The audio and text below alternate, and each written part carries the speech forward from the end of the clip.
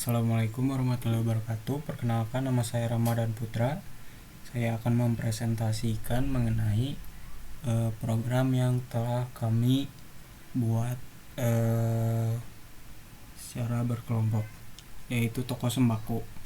Yang pertama mungkin kami akan mereview loginnya. Saya akan login sebagai manajer terlebih dahulu, yaitu Jidan. Namanya Jidan, passwordnya manager. Berhasil. Lalu kita mungkin yang pertama akan mereview input belanjaan atau kasir itu sendiri. Yang pertama, di kasir ini, di input belanjaan terdapat dua cara kita untuk menginput data belanjaan. Yang pertama ada input manual, yang kedua input dengan gambar seperti ini. Misalnya ini lebih diperuntukkan untuk mempermudah kasir, dan juga apabila ada kasir baru atau sedang training atau bagaimana dan tidak tahu bentuk atau gambar dari produk tersebut, maka ini dapat mempermudahnya.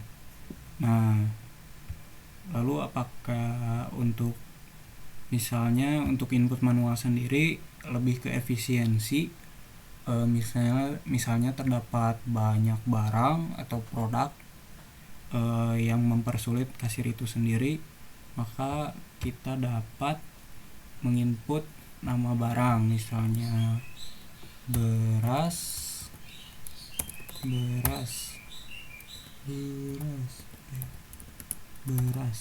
Nah, di beras ada dua, di filter akan menjadi dua sesuai dengan yang ada di database. Ada beras Ramos dan juga ada berasku. Kita akan mengambil beras Ramos, stoknya 50. Untuk jumlah ini yaitu berapa produk yang diambil. Contohnya kita akan mengambil 2 produk, tambah ke keranjang. Lalu kita juga dapat menginput, disatukan dari sini juga, dari data atau cara yang kedua ini, yaitu misalnya tepung terigu. Kita tambahkan 3 belanjaan, maka tambah.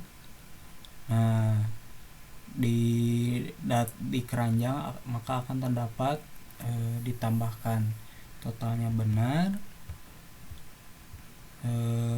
Nah, keranjang ini sendiri kami membuatnya menggunakan Ajax, yang tujuannya ketika agar program tiba-tiba merefresh sendiri, jaringannya disconnect atau bagaimana, maka data akan tetap ada di keranjang. Ini juga mempermudah kita ketika pemrograman agar kita tidak perlu membuat lagi tabel database sementara. Lalu kita lanjut ke checkout. Nah, untuk uang di checkout sendiri ini sendiri ada dua inputan. Sebenarnya yang kembalian ini kita tidak dapat menginputnya, maka akan diisi otomatis oleh program. Nah, untuk uang bayar sendiri kasir dapat menginputnya. Contohnya 63.000, total belanjanya 63.500, kita input 5.000, maka di kembalian akan tampil uang kurang. Apabila kasir tidak sengaja atau ceroboh ketika menginput, maka ketika kita menyentuh konfirmasi checkout akan muncul pop-up uang bayar kurang dari total. Ini juga mencegah agar data error atau data tidak baik input secara acak ke database. Maka mungkin lalu ketika uangnya lebih, misalnya 500.000, maka akan muncul kembalian sesuai dengan pengurangan dari uang bayar dikurang total belanja. Nah, ataupun di uangnya pas 63.500, maka uang kembalian akan ke titik 0. lalu kita konfirmasi checkout, maka akan terdapat nota untuk dicetak atau di print oleh kasir, oleh toko yang diberikan ke konsumen. Nah, lalu yang kedua kita akan ke menu riwayat transaksi. Di riwayat transaksi ini ada lebih ke riwayat transaksi secara mendetail satu persatu. Misalnya setelah beres transaksi maka data akan langsung dimasukkan ke data di riwayat transaksi ini. Contohnya di yang tadi yang baru saja kita inputkan, maka akan tercetak data nota ini. Nah, untuk ininya harusnya kembali ke riwayat transaksi juga dimasukkan untuk lebih mempermudah kasir, untuk lebih mempermudah manajer mungkin. Nah, untuk yang selanjutnya ada filter tanggal. Nah, untuk filter tanggal kita coba di yang tanggal 17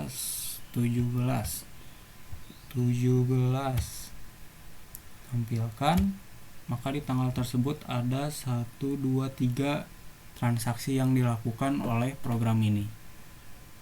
Ada juga yang di tanggal 11 tampilkan ada 1, 2, 3, 4, 5.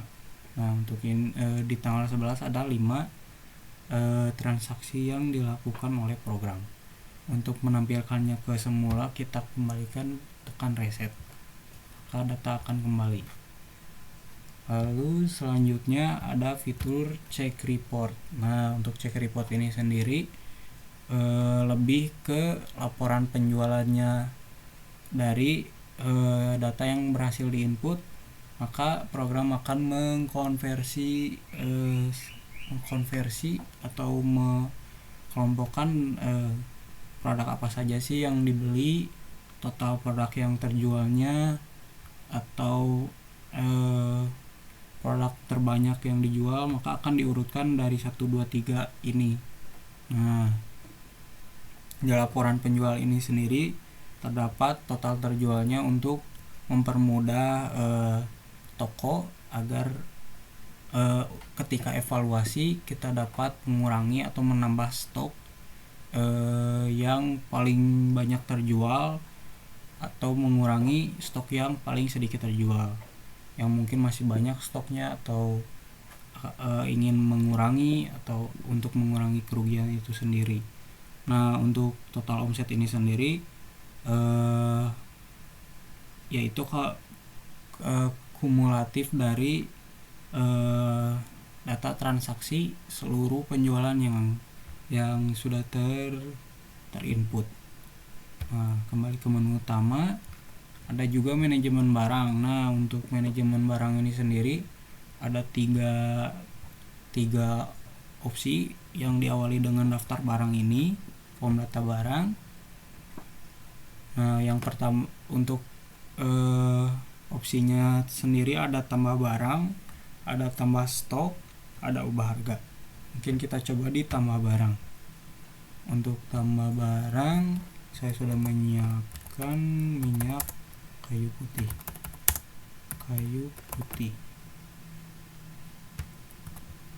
Harganya 7.000. Stok awalnya 20. Choose file untuk foto barang. Minyak kayu putih. Download minyak kayu putih. Hasil sembako. Tedox barang. Upload barang minyak kayu putih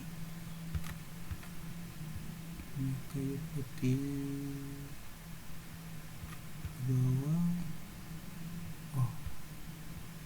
Tadi di upload minyak kayu putih, save, simpan. Nah, maka data berhasil diinput akan muncul minyak kayu putih. Nah, selanjutnya ke opsi tambah stok. Tambah stok, misalnya kita akan menambah stok dari beras ramos. Nah, beras ramos ini ada 48, kita akan buat jadi 50 dengan menambah 2 stok. Tambah stok, maka stok akan bertambah menjadi 50. Nah, opsi selanjutnya opsi ubah harga. Untuk opsi ubah harga ini disertakan juga dengan ubah foto, misalnya produknya ganti atau foto produknya yang baru dapat diubah di sini, diubah harga dan foto barang. Nah, misalnya kita akan ubah harga dari beras ramos. Beras ramos itu awalnya 16.000. Mungkin ke minyak kayu putih saja. Minyak kayu putih itu harganya 7.000, kita ubah jadi 4.000. Update, maka harga dari minyak kayu putih berhasil diubah.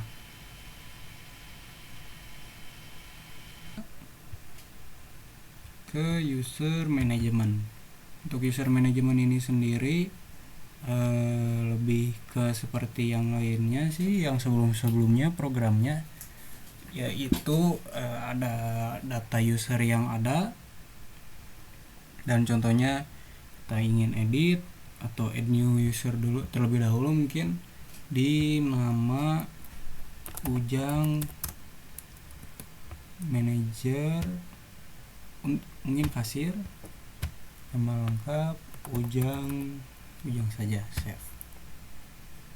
Save berhasil, Ujang akan terdaftar sebagai kasir. Untuk edit mungkin Ujang kita jadikan sebagai manajer. Save. Nah, berhasil. Untuk delete,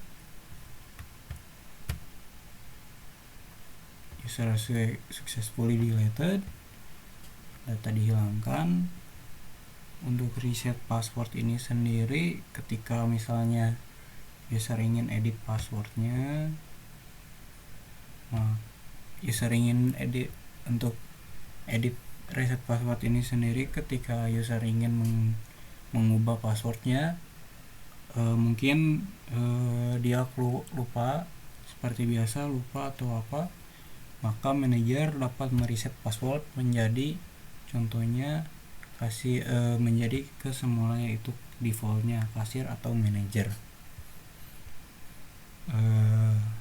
Ke home,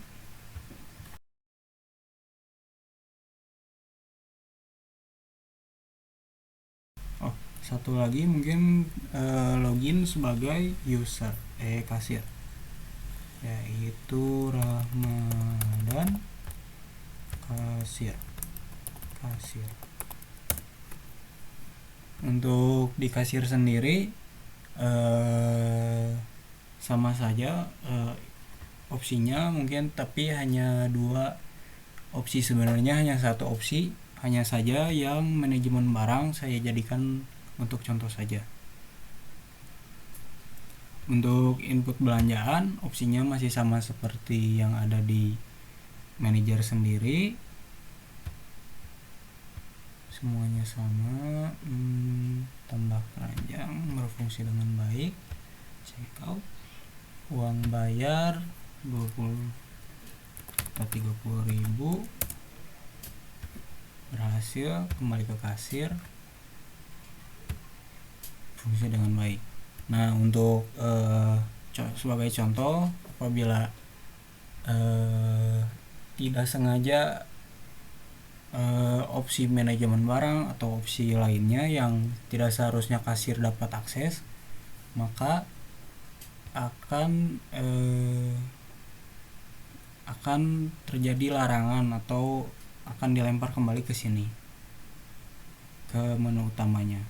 Saya beri contoh manajemen barang. Ketika kasir tidak sengaja menemukan ini, maka akan muncul pop-up halaman ini hanya dapat diakses oleh manajer dan langsung otomatis terlempar ke menu utamanya.